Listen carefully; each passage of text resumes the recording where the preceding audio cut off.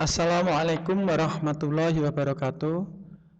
Sahabat cerdas, berjumpa kembali. Hari ini kita akan membahas soal SBMPTN Biologi tahun 2013. Kita mulai dari nomor 1. Berikut ini adalah faktor-faktor yang mempengaruhi evolusi, yaitu dalam variasi genetik. Evolusi itu disebabkan karena dua VS ya. Yang pertama adanya variasi dan yang kedua karena ada seleksi. Nah, variasi ini disebabkan karena perkawinan ya, RM. Yang pertama disebut rekombinasi. Ini dikenal sebagai perkawinan, atau yang kedua adalah perubahan gen yang disebut mutasi.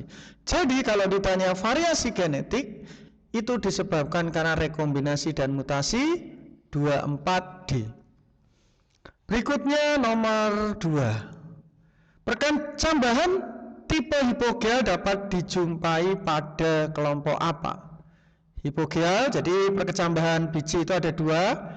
Kalau biji tetap di dalam tanah tumbuh gini, nah ini yang dikenal sebagai hipogeal. Tapi kalau biji itu naik ke atas tanah, kemudian muncul tunas, ini yang disebut sebagai epigeal. Hipogeal itu khas pada tanaman monokotil, sementara epigeal yang tumbuh ke atas tanah bijinya, itu umumnya terdapat pada dikotil. Berarti pertanyaannya mana yang termasuk monokotil? Biasanya ada jarum, padi, tegung. Nah, kelompok ini yang paling dikenal. Yang pertama jahe-jahean, yang kedua kelompok rumput-rumputan. Ini kelapa, kelompok kelapa itu ada pinang, lontar, aren. D-nya adalah padi, kemudian T-nya adalah tebu, dan yang terakhir gung yaitu jagung.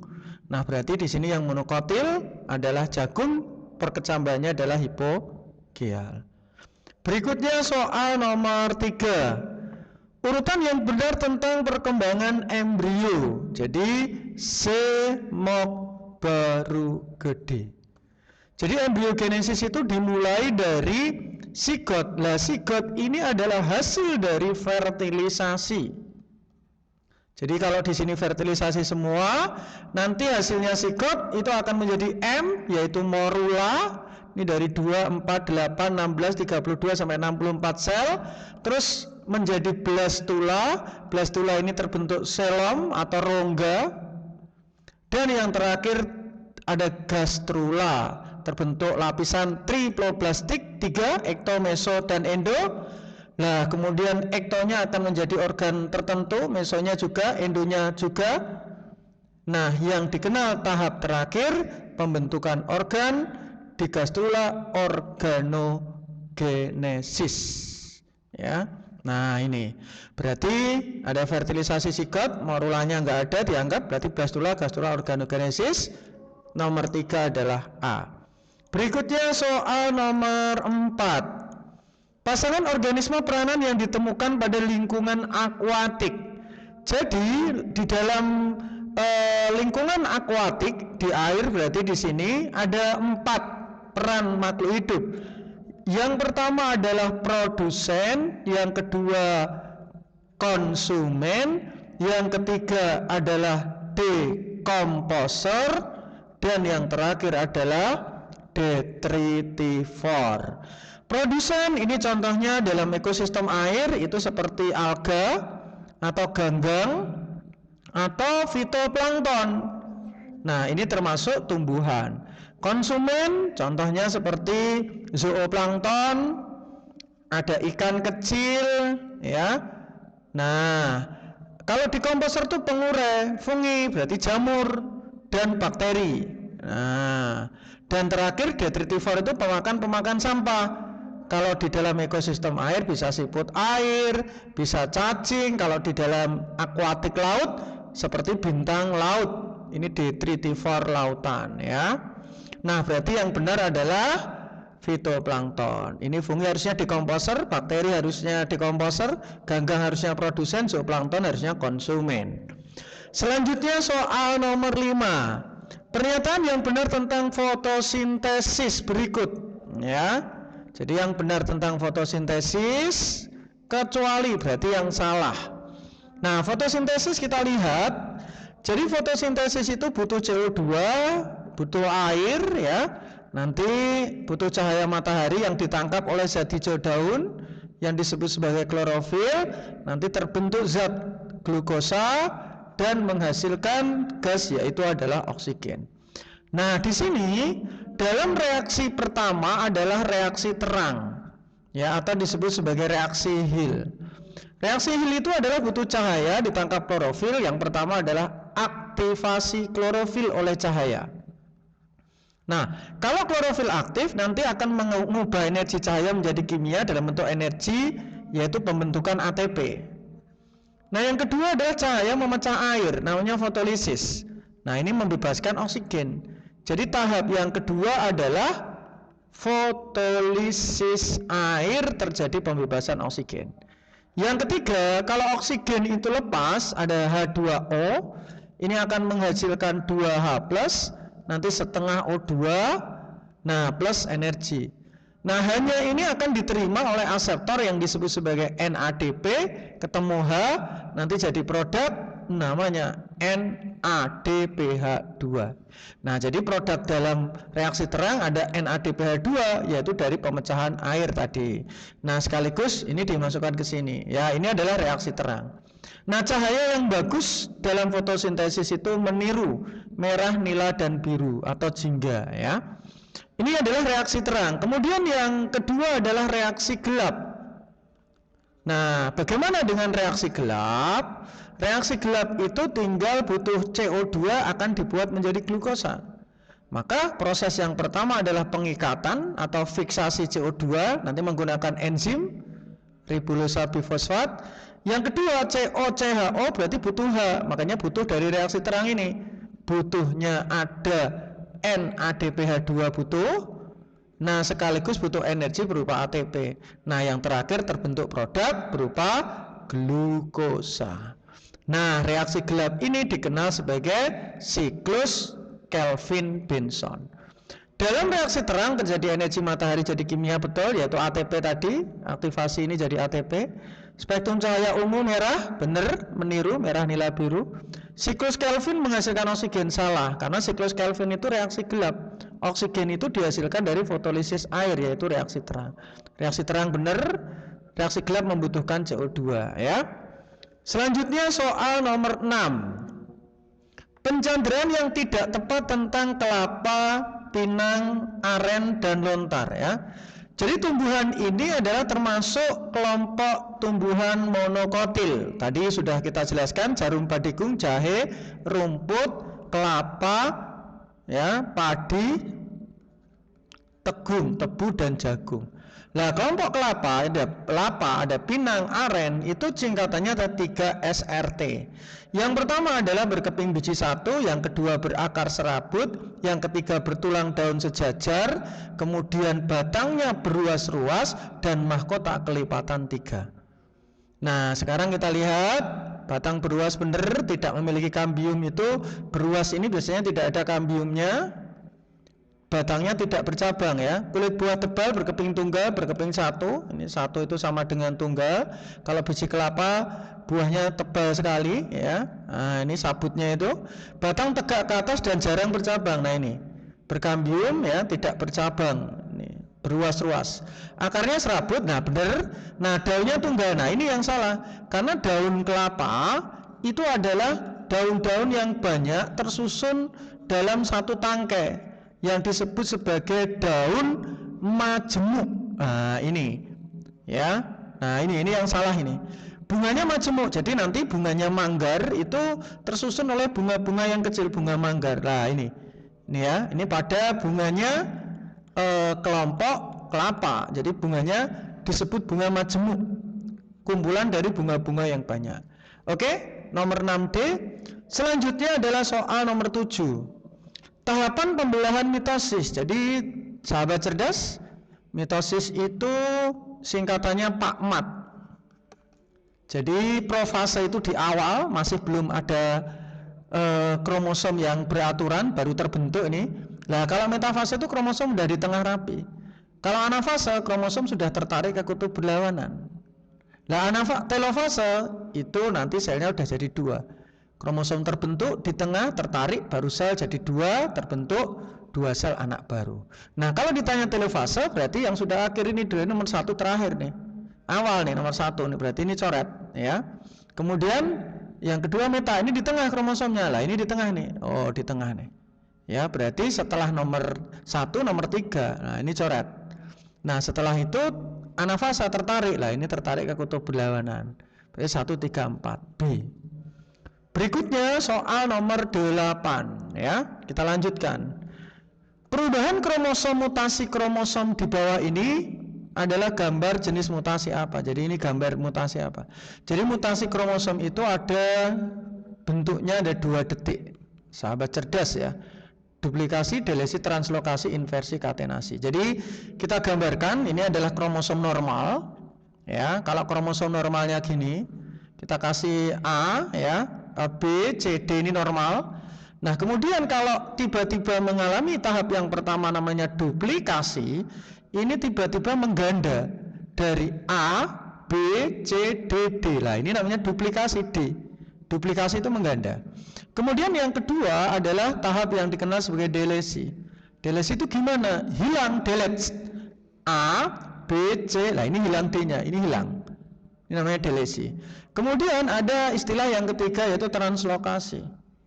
Nah, kalau translokasi lain lagi. Contohnya di sini ada A, B, C, D, E. Nah, ini kelebihan kromosom yang bukan homolognya. Jadi kalau D ini pada kromosom sama masih DD atau CC, BB, AA. Nah, di sini kromosom berbeda nih, nambah ke sini. Trans itu pindah lokasi tempat, jadi pindah tempat. Nah, kemudian kalau ketiga ada inversi, itu susunannya terbalik jadi gini. Nah, contohnya kita lihat di sini tadinya normal A B C D E, A B C D sekarang jadi A C B D. Lah, ini kebalik. Ini namanya inverse. Nah, terakhir kalau katenasi ini kromosom akan menyatu membentuk cincin. Nah, gini.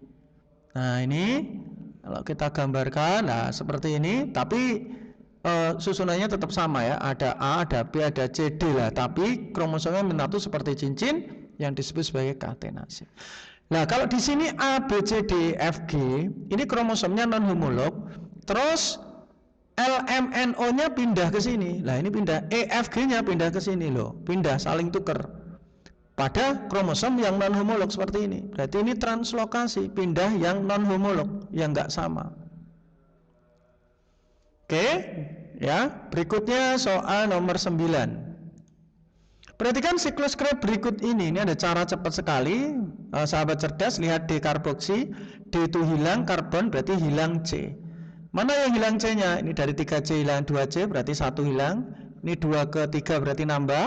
Karena tambah ini ya 2 ke ini 2C ke 6C berarti tambah 4C nih. 4 tambah 2 6 berarti enggak.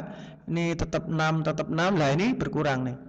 Ini DK dari 6 ke 5, 5 ke 4. Nah, saatnya 1 4 5. Oke, nomor 9C, nomor 10. Grafik di atas ya, di bawah ini yang menunjukkan insulin yang paling cepat. Jadi kata kuncinya paling cepat membantu. Kemudian penyerapan gula. Berarti yang paling cepat tuh waktu yang paling awal dan paling tinggi. Berarti ini aspat loh, seperti ini ya, nomor 10B. Berikutnya nomor 11.